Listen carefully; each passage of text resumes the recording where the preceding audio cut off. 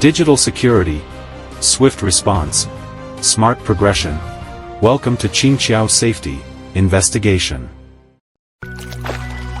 Choose our socks for success in all endeavors. Fortunes rises from the heel, and good luck for life.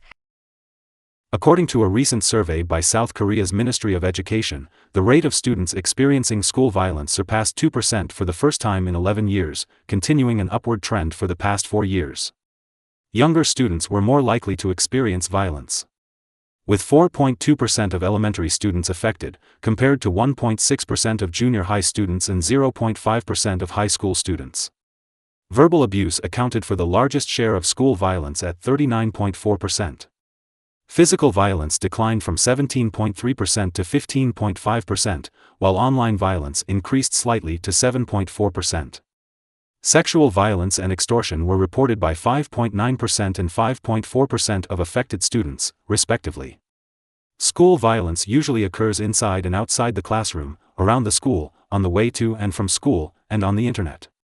It is a violent act related to students, teachers, or people outside the school.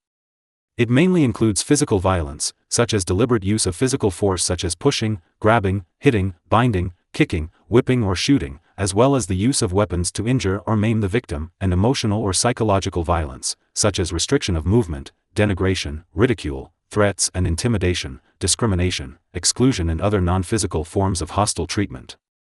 The causes of school violence involve individuals, families, schools, and society.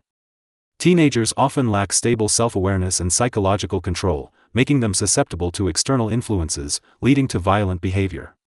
Family issues like a tense atmosphere, parental discord, and domestic violence can negatively affect children, prompting them to use violence to solve problems. Schools focus on exam-oriented education, neglect of students' overall development, and gaps in campus management also contribute to the occurrence of school violence. Teenagers who experience school violence may suffer physical injuries, including blows and kicks, potentially leading to permanent disabilities or scars. They may also develop emotional issues like fear, anxiety, and depression. Prolonged psychological stress can weaken the immune system, increasing the risk of illness. Victims often feel excluded, isolated, and disrespected, leading to social difficulties, a small friend circle, distrust of others, and pessimism about relationships.